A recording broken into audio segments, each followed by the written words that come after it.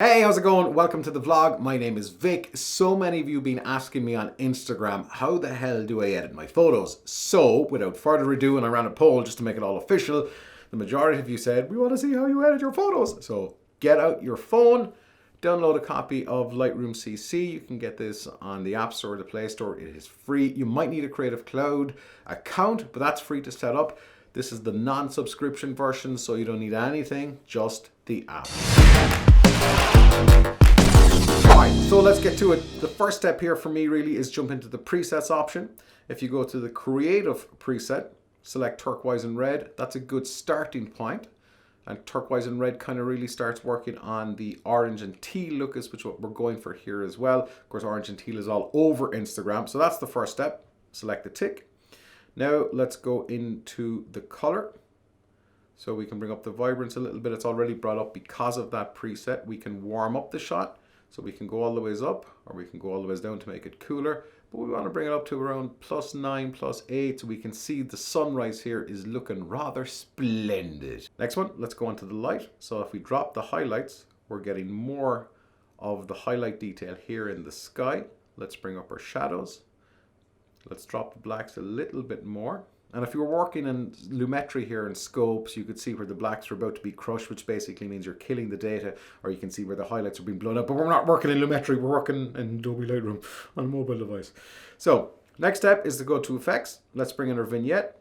So let's make the vignette pop a little bit more. And of course, the further you bring it down, the darker it's going to be. But not only is a vignette around kind of -30 that way, good for focus, but it makes your picture pop completely. So next step, let's jump back into our color. So we've got our vibrance and saturation, but here's the magic. Let's go into the mix and let's concentrate in the orange here. So we can change the hue of our orange. So we can make it a little bit redder if we wish. We can bring up the saturation. So now we're getting really golden sunrise. Same for the yellows. We can bring up the saturation a little bit more here. And also with the reds. And if we jump into the blues, we can push them to be a little bit more teal. So we are going for that orange and teal look, of course. And all of this is done with just the settings in Adobe Lightroom. That's it. There's nothing else here. We're not after buying anything. It's all done very easily. So that's done. Now, let's jump back into the light option here and we can add some contrast and we can mess around with the exposure if we needs be, but I don't want to do anything with the exposure. We're going to look at the curve. So let's go to the curve, and what we need to do is give this a fade, because any Instagrammer worth their salt will have a fade on a picture. So I'm going to bring up the fade here a little bit. We're going to drop it back down into the shadows. We're going to bring up our highlights. One in the middle just to anchor it just a tad. We're going to bring down the shadows another bit. So now we're kind of getting that faded look. You can bring it up a little bit more if you want, but keep in mind you are going to crush some of the detail.